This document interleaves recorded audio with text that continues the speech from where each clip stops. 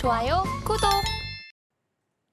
네, 사조 대림, LS 에코에너지, 두산 에너빌리티, 두산 대우건설 있습니다. 어떤 종목 살펴볼까요?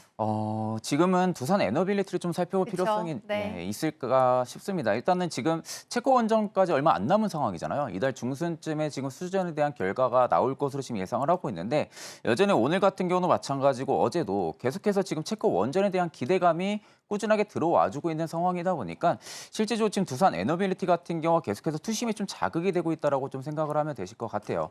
특히 이제 SMR 쪽에서의 워낙 좀 기술적인 부분들이 특화가 많이 되어 있는 기업이다 보니까 상대적으로 좀 국내에서도 마찬가지고 해외에서도 계속해서 수혜를 받을 가능성이 좀 크고요.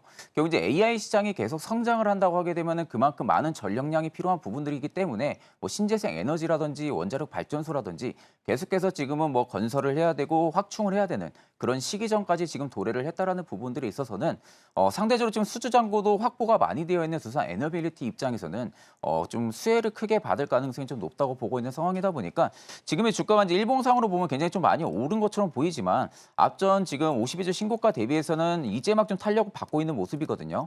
그렇기 때문에 저는 오히려 지금 시점에서도 충분히 투자 관점을 잡으셔도 나쁘지 않다고 보고 있는 상황입니다. 네, 본부장님, 대형 원전은 보통 짓는데 한 13년, 15년 이렇게 네네. 걸리는 중장기 네네. 프로젝트잖아요. 그래서 좀 중장기적인 관점이 필요해 보이는데 지금 체코 수주가 다음 주에 네. 있으니까 만약에 체코 수주 이벤트가 나와서 조금 시세가 난다면 그때 일단 차익을 좀 실현해야 될까요? 사실 이제 체코 수주가 나오고 기대감이 좀 꺾인다 하게 되면은 물론 차익은 봐야 되는데 지금 두산 에너빌리티 같은 경우 가스전까지도 가스 터빈까지도 지금 국산화에 성공을 한 상황이고 지금 해외 쪽까지도 수출을 다변화시키려고 하고 있거든요. 그럼 결국 이제 모멘텀, 업황에 대한 모멘텀은 전혀 훼손이 되어 있지는 않지만 최근 두산 에너빌리티의 주가를 끌어올렸던 것은 당연히 뭐 체코 원전에 대한 기대감이 굉장히 클 겁니다. 그럼 체코 원전에 대한 수주전이 오히려 긍정적으로 나오든 부정적으로 나오든 실질적으로 그에 따른 선반영이 주가에 좀 이미 된 상황이다 보니까 한 차례 좀 차익 실현은 나올 가능성이 높다고 보고 있는데 지금 시점에서는 일단은 메이저들의 좀 투심, 메이저들의 좀 차익 실현이 만약에 좀 나온다라고 하게 되면은 저는 일단은 어느 정도 수익금은 확보를 하는 게 좋다고 보고 있는 상황이고 그나마 소형 모듈 원전 쪽에서도 굉장히 강세 흐름들을 가지고 있는 게 두산 에너빌리티거든요.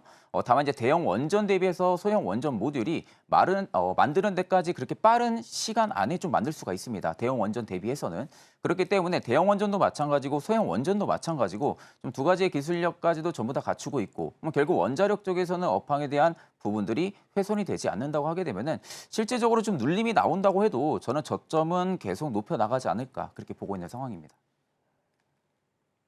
네, 말씀해 주신 것처럼 오늘 테마단으로 보더라도 진짜 관련해서 많이 움직입니다. 스마트 그리드, 전력 설비, 원자력 발전소 해체까지 원전 관련주들이 좀 크게 움직이고 있다는 부분 전달드리고요. 계속해서 코스닥 시장도 살펴보도록 하겠습니다. 네, 이오테크닉스, HK이노엔, 리가켄바이오, HB솔루션, ABL 바이오 있습니다. 어떤 종목 살펴볼까요? 이오테크닉스를 좀 살펴볼 필요성이 있지 않을까 싶습니다. 일단은 삼성전자 실적이 잘 나온 상황이고요. 그럼 결국 이제 HBM 단에 대한 하반기의 기대감이 삼성전자 쪽에 들어간다고 하게 되면은 가장 큰 장비에 대한 벤더사에 좀 수혜를 받는다고 하게 되면은 이오테크닉스가 될 가능성이 굉장히 좀 높다고 보고 있는 상황입니다. 결국에 지금 이제 AI 시대가 계속해서 커가면서 HBM 쪽에 대한 점점 미세화가 지금 되고 있는 상황이거든요. 그럼 미세화가 되면서 결국엔 필요한 수요가 레이저 수요입니다. 근데 결국 그 레이저에 대한 수요 장비면을 가지고 있는 게 이오테크닉스이다 보니까 레이저 수요는 가면 갈수록 계속해서 수요는 증가해 줄 가능성이 좀 높다고 보고 있는 상황이고요. 또 삼성전자의 좀 핏보향에 대한 공장이 좀 하반기 좀 매출이 이오테크닉스 쪽에 좀 하반기는 본격화가 될 가능성이 좀 높기 때문에 실질적으로 이제는 실적이 바닥을 잡고 확실하게 터닝 포인트를 잡아줄 가능성이 굉장히 높다고 보고 있는 상황입니다.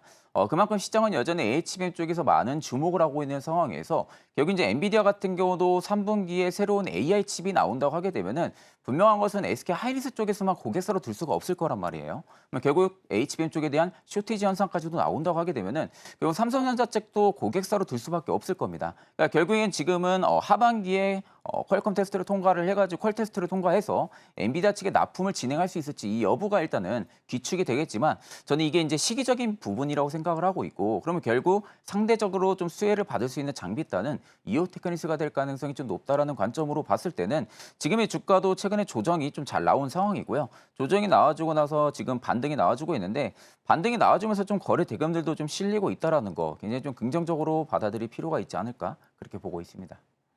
좋아요, 구독!